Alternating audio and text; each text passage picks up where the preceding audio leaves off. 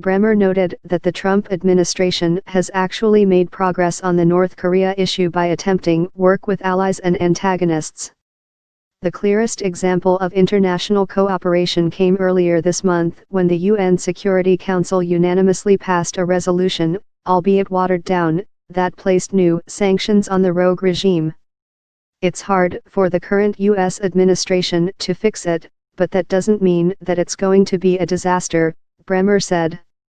As for China, by far North Korea's biggest trading partner, Bremmer argued that it's getting more challenging for Trump to get what he wants as China's economy becomes more influential globally.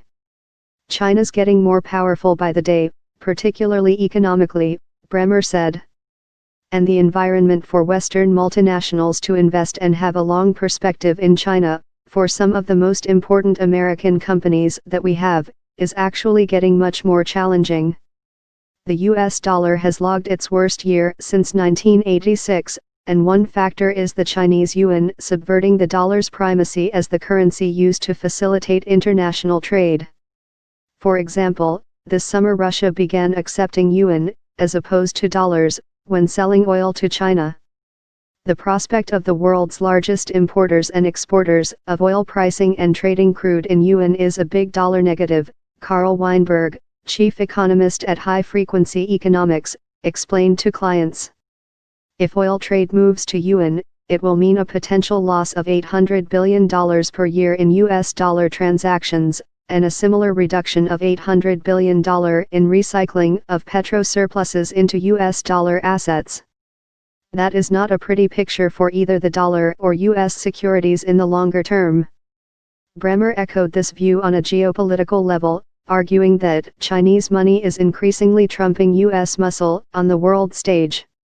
If you go and you talk to heads of state or foreign ministers in countries all over the world, and you ask, from your perspective, who's the more important power, the US or China?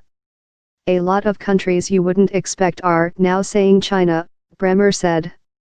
And it's because the Chinese are writing big checks and because their economy is integrated from the top down by the state, where if ExxonMobil or Facebook comes to invest, it's not your relationship with Washington, D.C. that's doing that.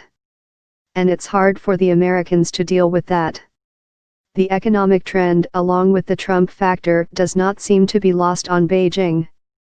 I don't understand Trump, Shen Zhihua, a prominent Chinese historian, told Evan Osnos of The New Yorker. One day he is saying something good about Xi Jinping and the next he is criticizing him.